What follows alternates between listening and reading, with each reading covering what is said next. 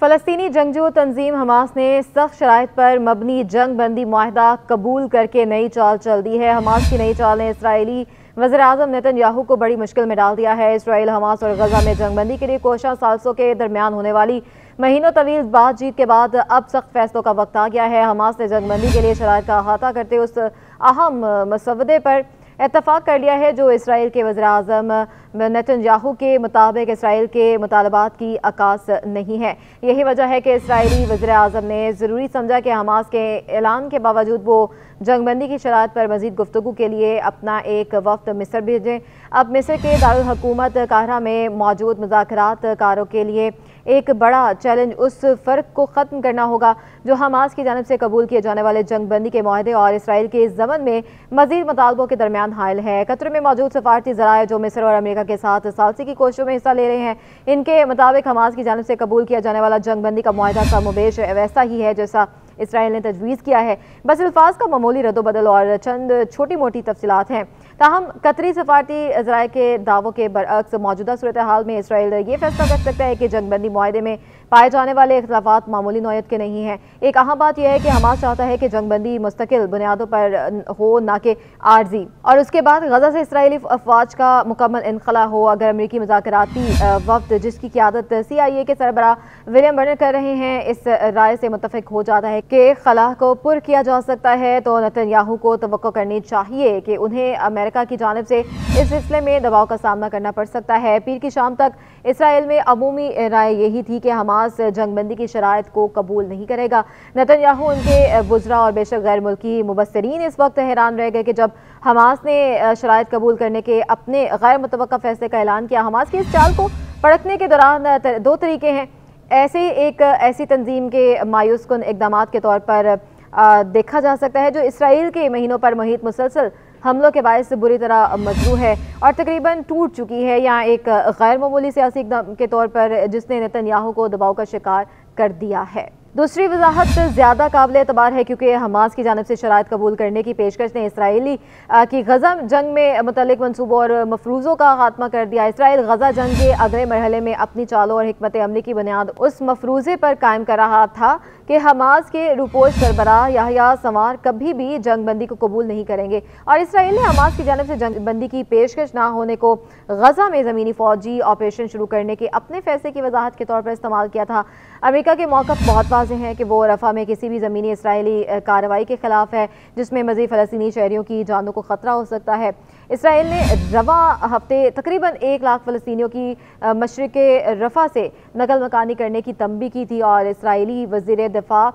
نے اپنے امریکی ہم منصب کو بتایا تھا کہ رفح پر حملے کے علاوہ ان کے پاس کوئی چارہ نہیں ہے۔ اسرائیلی وزیر دفاع نے اپنی سوچ کی یہ توجیہ پیش کی تھی کہ حماس عارضی جنگ بندی اور یرغمالیوں کی رہائی کی ہر تجویز کو مسترد کر رہا ہے، چنانچہ رفح پر حملہ ناگزیر ہے۔ تاہم چند گھنٹے بعد ہی حماس نے شرائط قبول کرنے سے متعلق اعلان کر دیا۔ نیتن یاہو سیاسی مجبوریوں کا بھی شکار ہیں۔ گزشتہ 16 سال کے دوران بطور بڑے اسرائیلی رہنما ان کا طرز حکمرانی اس بات کی عکاسی کر رہا ہے کہ وہ مشکل فیصلوں کو ٹالنے کی عادت میں مبتلا ہیں، یعنی وہ فی الفور اہم فیصلے لینے کی بجائے لے تو لال سے کام لیتے ہیں، لیکن اب ملک کے اندر اور باہر انہیں ہر طرف سے شدید دباؤ کا سامنا ہے۔ ان کی شخصیت کو سامنے رکھتے ہوئے کہا جا سکتا ہے کہ انہیں یہ بات مرعوب کرے گی کہ معاملے کو فیصلہ لینے کی بجائے گھسیٹا جائے، مگر یہ وقت اہم اور بڑے فیصلے کرنے کا ہے۔ نیتن یاہو کو اپنی کابینہ کے 2 انتہائی قوم پرست یہودی رہنماؤں اور وزیر خزانہ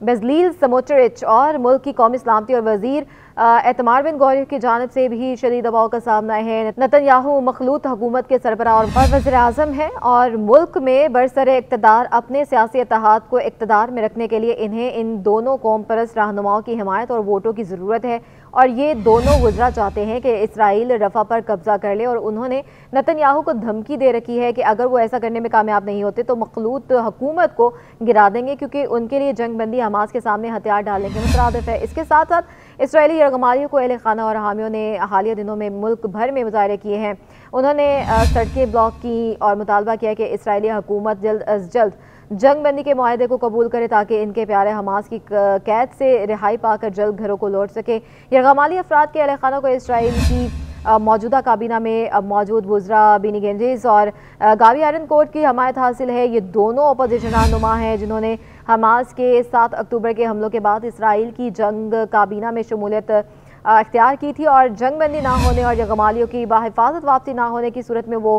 हुकूमत से अलहदा हो सकते हैं। अमेरिका भी चाहता है कि जंग बंदी का मुआहदा हो जाए। अमेरिकी सदर जो बाइडन को इसराइल के लिए अपनी हमायत महंगी पड़ रही है और अमेरिका में होने वाले सदारती इंतखाबात इस साल में उन्हें इस हमायत के साथ कीमत भी अदा करनी पड़ रही है। अगर सदर बाइडन ये फैसला करते हैं कि जंग बंदी का एक काबिल कबूल विजन मौजूद है तो इसराइली वज़ीर आज़म पर इसे कबूल करने के लिए दबाव डालेंगे और अगर सदर बाइडन नेतन्याहू को जंग बंदी कबूल करने पर मजबूर करते हैं तो नेतन्याहू अपनी मखलूद हुकूमत की बका और 7 अक्टूबर के हमलों के बाद अमेरिकी सदर की जानिब से दी जाने वाली अहम हमायत से किसी एक का इंतखाब करना पड़ेगा उन्हें। और इसराइल में अमूमी तासुर यही है कि नेतन्याहू जंग को तूल देना चाहते हैं ताकि इन गलतियों पर पर्दा डाला जा सके जिनकी वजह से हमास 7 अक्टूबर को इसराइल में घुसकर तकरीबन 1200 इसराइलियों को हलाक और 240 को यरगमाल बनाने में कामयाब हुआ है। जंगबंदी का मतलब ये भी होगा कि इसराइल ने हमास पर मुकम्मल फतह हासिल नहीं की, वो मुकम्मल फतह जिसका वादा वज़ीर आज़म नेतन्याहू ने अपने अवाम से किया था, और दूसरा यरगमालियों को रिहा कराने का वादा जो जंगबंदी के बगैर मुमकिन नहीं लग रहा। ये जंग इस राज से पर्दाफाश कर रही है कि कैसे इसराइल जैसे ताकतवर ममालिक के लिए हमास जैसी कमज़ोर तंजीमों को शिकस्त देना कितना मुश्किल है। हमास के लिए अपनी बका का मतलब फतह है और बेंजामिन नेतन्याहू जानते हैं कि हमास की बका उनकी शिकस्त होगी।